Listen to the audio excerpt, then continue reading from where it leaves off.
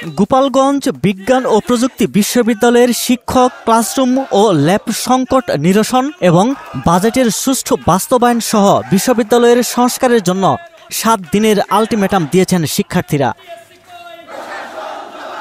17 June দাবি আদায়ের লক্ষ্যে শিক্ষার্থীরা বিক্ষোভ মিছিল, স্মারকলিপি প্রদান এবং সংবাদ সম্মেলন করেছেন। বিশ্ববিদ্যালয়ের প্রশাসনিক ভবনের সামনে থেকে বিক্ষোভ মিছিল বের করেন শিক্ষার্থীরা। মিছিলটি ক্যাম্পাসের বিভিন্ন সড়ক প্রদক্ষিণ করে।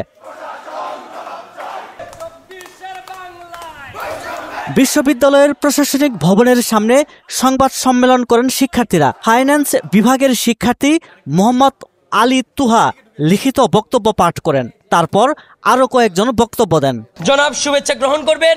আমরা সকলেই অবগত আছি, আমাদের বিশ্ববিদ্যালয় গোপালগঞ্জ বিজ্ঞান ও প্রযুক্তি বিশ্ববিদ্যালয় শিক্ষার মান এবং অবকাঠামোগত সংকট শিক্ষার্থীদের লক্ষ্য অর্জনের প্রধান বাধা।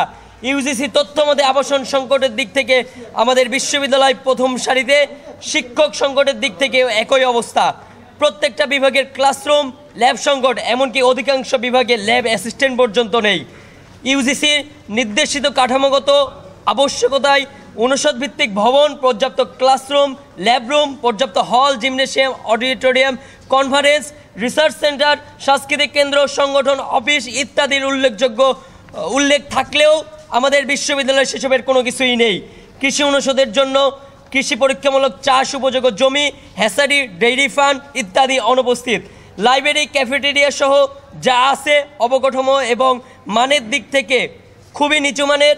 এত অপ্রতুলতার মধ্যেও বিগত দিনের চরম দুর্নীতি আমাদের ভীষণভাবে ক্ষতিগ্রস্ত করেছে, এ বিষয়ে আমরা অবগত। তারপরও এবারের প্রস্তাবিত বরাদ্দ আমাদের চরমভাবে হতাশাগ্রস্ত করেছে, যা পক্ষপাতদুষ্ট বলেই আমরা মনে করি। আমাদের এই বিশ্ববিদ্যালয়ে প্রায় 15 বছর হয়ে গেছে প্রতিষ্ঠার। প্রায় 15 বছর হওয়ার পরে আমাদের একাডেমিক বিল্ডিং হলো একটা।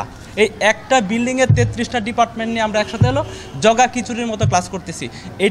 এটা দেখার মতো বিশ্ববিদ্যালয় প্রশাসনও মানে ওই চোখ নাই বা ওই চোখে দেখে না, বিশ্ববিদ্যালয় প্রশাসনও দেখে না।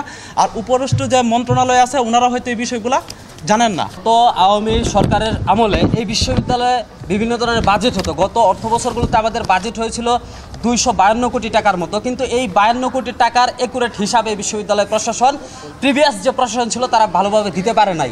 পারিবারিক দুর্নীতিবাজ গোষ্ঠী এখানে গড়ে উঠেছিল, যার এলিমেন্টসগুলো এখনও আমাদের বিশ্ববিদ্যালয়ে অবস্থান করছে, যারা এখনও বিশ্ববিদ্যালয়কে ভিতরে ভিতরে ক্ষতি করার চেষ্টায় আছে। তো অত্যন্ত দুঃখের সাথে আমরা লক্ষ্য করেছি এই বিশ্ববিদ্যালয়ের নাম পরিবর্তন করা ছাড়া দৃশ্যমান কোনো উন্নয়ন করা হয়নি।